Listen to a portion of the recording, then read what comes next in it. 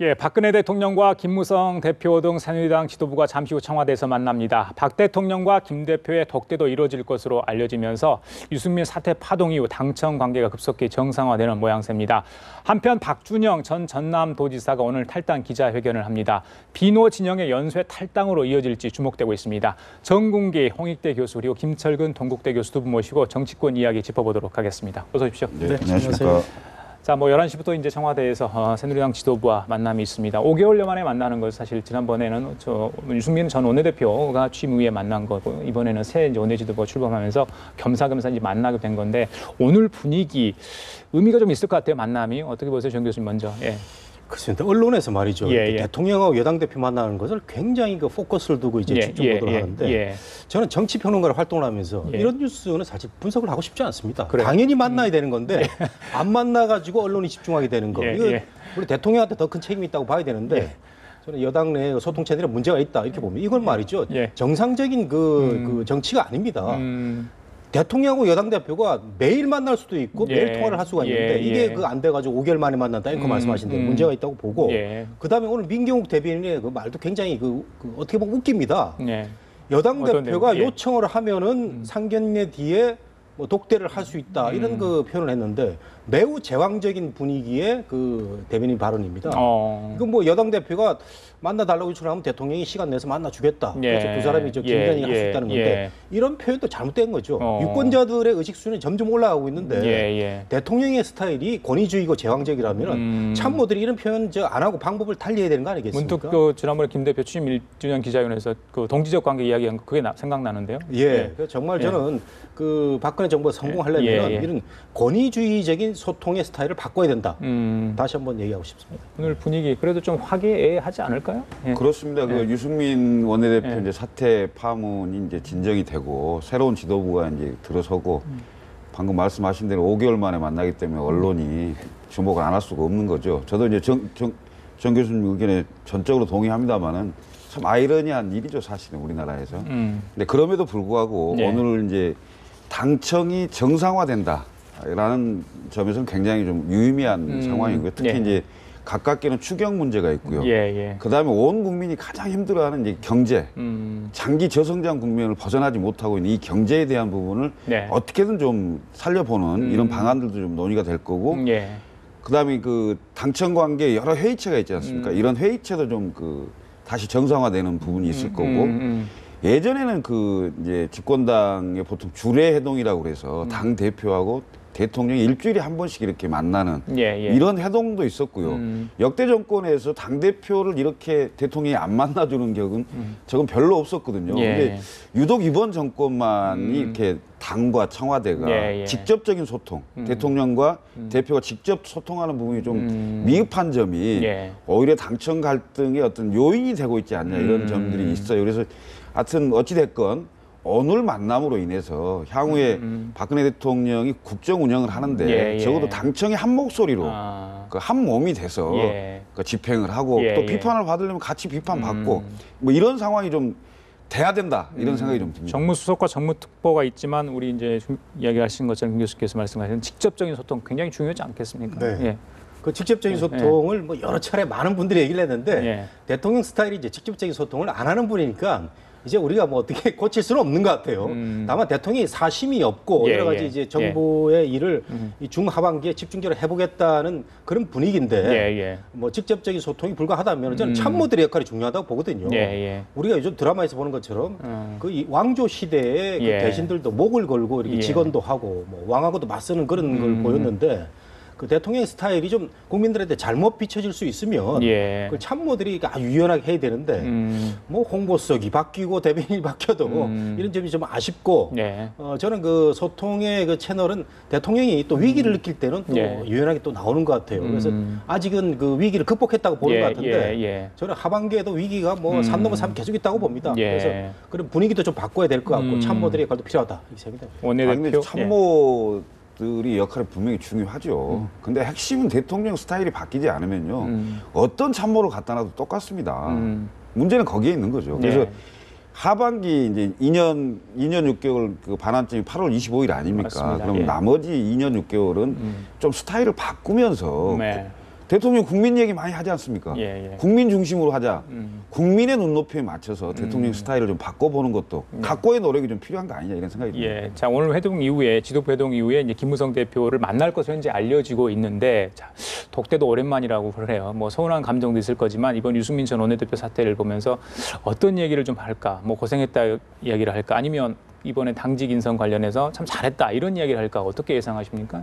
독대에서 나온 얘기를 우리가 알 수는 없지만 이제 바람직한 대화가 어떤 게 있어야 되냐를 우리가 이제 그 자문할 수 있지 않겠습니까? 대통령은 그 찍어내기성 그 발언 이거는 그 솔직하게 김 대표한테 내가 여러 가지 그 당에 대해서 너무 불만이 많아가지고 원내대표에 대해서 이렇게 불만했는데 당에서 어떻게 또 의견을 모아가지고 그런 결정을 해줘 고맙다 이런 얘기를 해주면 좋겠고 김무성 대표도 그 지금 대외적으로는 뭐 굉장히 인내의 과정을 거치면서 대통령을 존중하면서 숙이는 모습인데 또 독대 자리에서는 대통령도 이제 그 나를 좀 밀어줘야 되는 거 아니냐 그 여당이 잘 돼야 정부가 잘 되고 이런 얘기를 두 사람이 진솔하게 하는 게 여당한테도 도움이 되고 정말 도움이 되고 국민들한테도 도움이 된단 말이에요. 저는 이렇게 생각을 합니다. 오늘 아침 일간지의 그 톱 기사를 보면요. 조 교수님, 그 제1야당의 현주소 사망 선고를 우리 박 전 지사가 했네요. 본 스스로 결과론적으로만 얘기를 하면서 본인이 탈당한다고 그랬는데 왜 호남 유권자들이 새정치민주연합을 싫어하는지 이 얘기가 없습니다. 이 얘기가 상당히 중요한 얘기거든요. 그래서 호남의 정서가 뭔지, 호남의 불만이 뭔지 이걸 이제 친노 문재인 대표 측에서는 정체성이라고 공격을 하지 않습니까? 그래서 이 얘기가 있어야 되는데 단지 사망 선고가 내려졌다. 그렇기 때문에 내가 떠난다고 했는데 본인의 어떤 뭐 정치적인 여러 가지 진로와 관련돼서 그 결정을 내린 것 같은데 어쨌든 명쾌한 해답이 없는 그 떠남.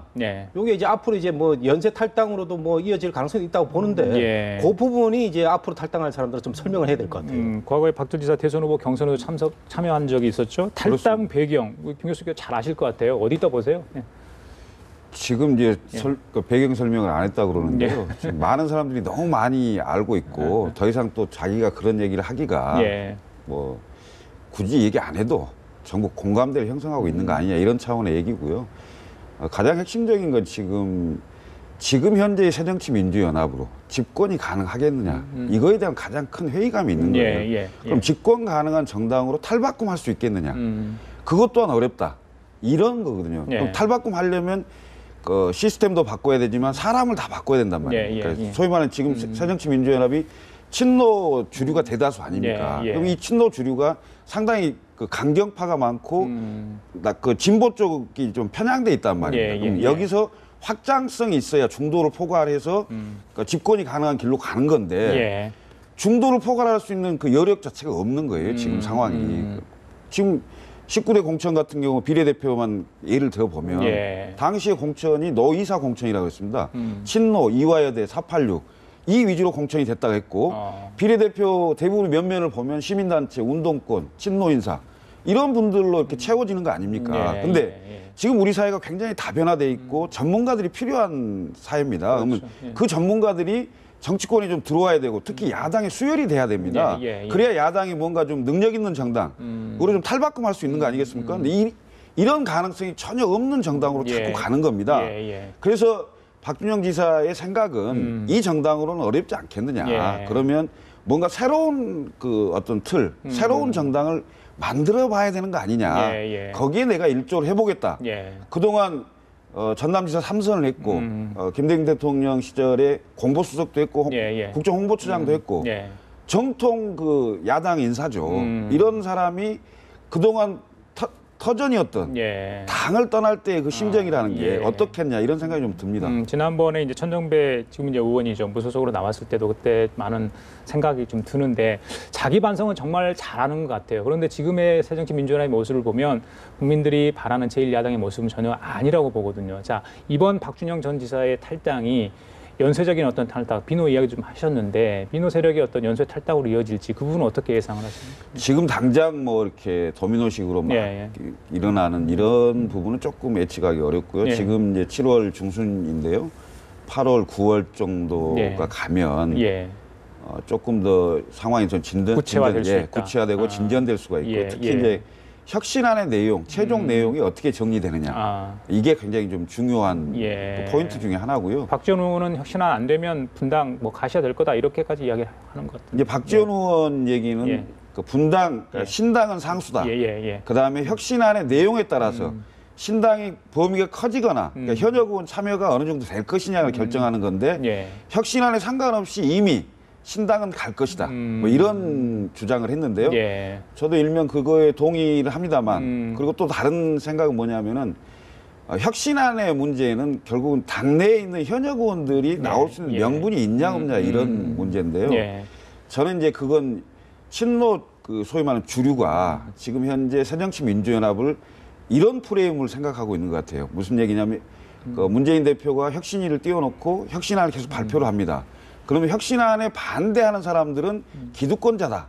이런 프레임을 짜는 거예요. 그러니까 친노 주류는 혁신주의자들이고 반대하는 사람은 기득권주의자다. 이런 프레임 속에서 그러니까 어느 정도 시점이 지나면 지금 친노 주류의 다선 의원들이 불출마 선언을 하면서 그런 분위기를 쭉 몰고 가는 이런 생각을 하고 있는 것 같아요. 그런데 저는 새로운 당을 만들고자 하는 사람은 그러니까 혁신안의 내용을 갖고 물론 비판도 해야 되겠지만 정작 새정치민주연합 또는 새로운 야당이 집권할 수 있는 길이 어디에 있는가를 국민들에게 설득하고 그 세력을 모으는 작업을 해야 된다고 생각합니다. 지금 뭐 친노 패권주의 갖고 계속 얘기해봐야 결국 소용없는 일이라고 저는 생각하고 친노 주류가 생각하는 그 프레임에 갇힌다고 생각하거든요. 그러면 1995년도 김대중 대통령이 정계복귀를 해서 95년도 9월 6일 날 새정치국민회의를 창당을 합니다. 그 창당을 했을 때 창당 배경은 뭐였냐면 당시에 그 조순 서울시장, 그다음에 최기선 인천시장, 김대중 대통령은 이종찬 경기지사 후보를 주장을 했어요. 근데 이기택 대표 측에서는 절대 안 된다. 그래서 장경호 후보가 결국 나와서 경기지사는 졌어요. 그 지방선거를 치러보면서 당시의 민주당 틀로는 새로운 인물을 수혈하기 어렵겠다. 자, 새로운 틀로 가자 해서 새로운 신당을 만들었던 건데요. 그때 당시에 영입된 사람들을 우리가 알 수 있는 김한길 대표, 그다음에 천정배, 정동영, 신기남 의원, 추미애 의원, 김근태 의원 이런 기라성 같은 당시에 40대 초반의 전문가들이 전부 당내에 들어와서 결국 97년도에 집권에 성공하는 이런 경험도 가지고 있거든요. 그렇다면 지금 현재 야당의 지리멸멸한 이 모습을 보고 새로운 대한신당을 하시려고 하신 분들은 새로운 집권이 가능한 신당을 만들려고 하는 분들은 널리 인재를 구해서 전문가들하고 같이 새로운 당을 만드는 그런 모습의 노력을 해야 된다 생각합니다. 그 관련해서 여쭤보고 싶은 게 지금 신당 창당 얘기가 나오는데 그 구심점이 되는 인물들이 다 올드맨이라는 이제 지적이 나오지 않습니까? 방금 의 젊은 인사들이 이제 좀 참여를 해야 된다 하셨는데 그 부분은 정 교수님 어떻게 보세요? 그 말씀드리기 전에 조금 전에 새정치국민회의를 이제 비견을 해서 말씀하셨는데 새정치국민회의는요 김대중이라는 지역의 카리스마를 가진 지역을 기반으로 한 큰 정치인이 사실상의 지배주주였던 거죠. 그래서 집을 그냥 허물어뜨린 겁니다. 그리고 이기택 체제는 장경호 의원이 나와서 떨어졌기 때문에 그게 무너진 게 아니고 김대중이라는 큰 정치인 때문에 이제 그 새로 생긴 그 당이라고 저는 볼 수 있고 그때와는 지금 상황이 좀 다르죠. 다른데 지금 그 저는 박준영 전 지사의 그 탈당 비중을 지금 어떻게 보면은 글쎄요 뭐 이렇게 그 김 교수님은 굉장히 그 긍정적 평가를 많이 주셨는데 저는 그렇게 안 봅니다. 왜냐하면은 지금 야권이 집권을 못 하고 있는 이 상황에서 야권이 이제 혁신안이 나오기 직전 아닙니까? 직전인데.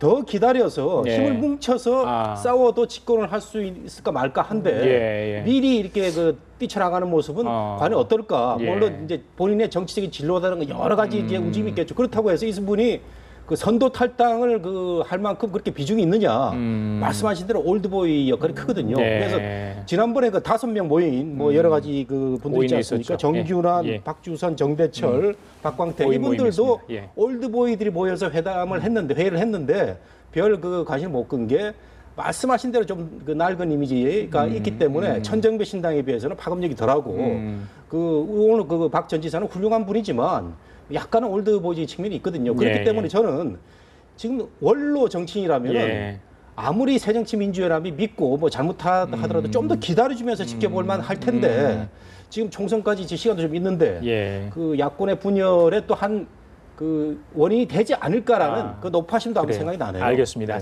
자, 방금 보셨겠지만 그 박 대통령 옆에는 지금 저기 이명기 실장이 있었고 현규환 정무수석 모습도 비쳤어요. 그리고 앞에는 이제 새로운 원내 지도부 김정은 정치위원장, 원유철 원내대표 있었고 물론 이 김무성 대표가 있었습니다. 자, 뭐 박근혜 대통령의 의상 얘기 항상 하잖아요. 오늘 이제 붉은색 옷을 입고 왔는데 새로운 가호를 다지는 의미를 어떻게 하고 저런 의상을 입었는지 궁금하고요. 자, 분위기 일단은 좋아 보입니다. 예, 윤 교수님.